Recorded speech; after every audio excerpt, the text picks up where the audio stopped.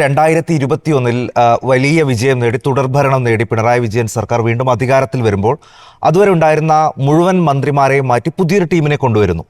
അപ്പോൾ ഓരോ മന്ത്രിമാരുടെയും വകുപ്പുകൾ കണ്ടപ്പോൾ അന്ന് മാധ്യമപ്രവർത്തകരടക്കം ചില ആളുകൾ പരിഹസിച്ചു, ചില ആളുകൾ അത്ഭുതപ്പെട്ടു.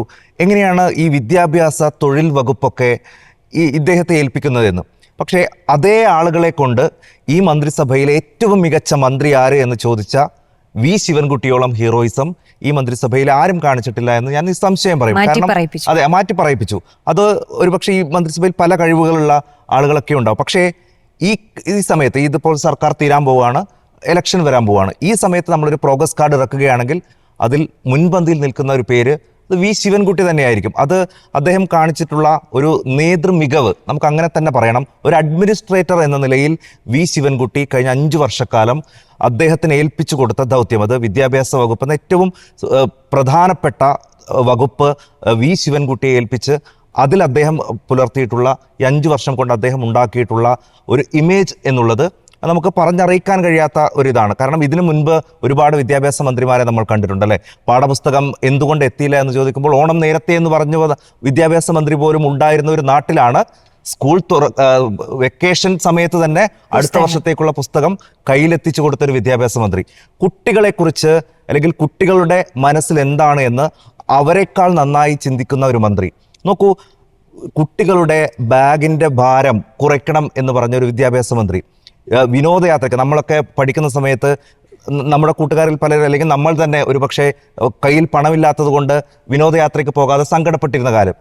അങ്ങനെയുള്ള സങ്കടം ഒരു കുട്ടിക്കും ഉണ്ടാകരുത് എന്ന് കൃത്യമായ നിലപാട് പറഞ്ഞ ഒരു മന്ത്രി അത് വി ശിവൻകുട്ടിയാണ്. ക്ലാസ്സിൽ ഫ്രണ്ട് ബെഞ്ച് എന്നോ ബാക്ക് ബെഞ്ച് എന്നോ ഇല്ല, വിവേചനം വേണ്ട എന്ന നിലപാടെടുത്ത വിദ്യാഭ്യാസ മന്ത്രി.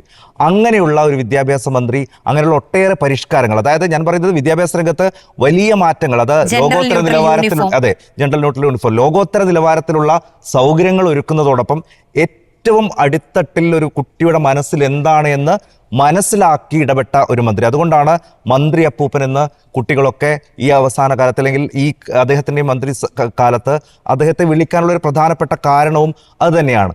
നേരത്തെ അനൂപ് സൂചിപ്പിച്ചതുപോലെ ആരായിരുന്നു വി ശിവൻകുട്ടി ഒരു കാലത്ത്?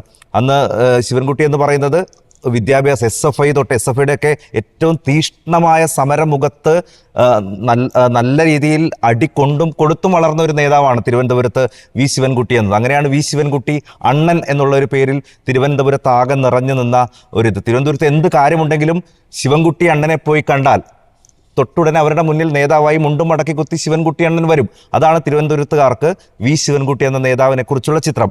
അത് പിന്നീട് അദ്ദേഹം SFI ആയി, DYFI ആയി, പിന്നീട് തിരുവനന്തപുരത്തിൻ്റെ മേയറാകുന്നു. അങ്ങനെ തിരുവനന്തപുരത്തുകാർക്കിടയിൽ അടിമുടി പാർട്ടിക്കാരനായി സമരങ്ങളിലൂടെ വളർന്നു വന്ന ഒരു നേതാവാണ് വി ശിവൻകുട്ടി എന്നുള്ളത്.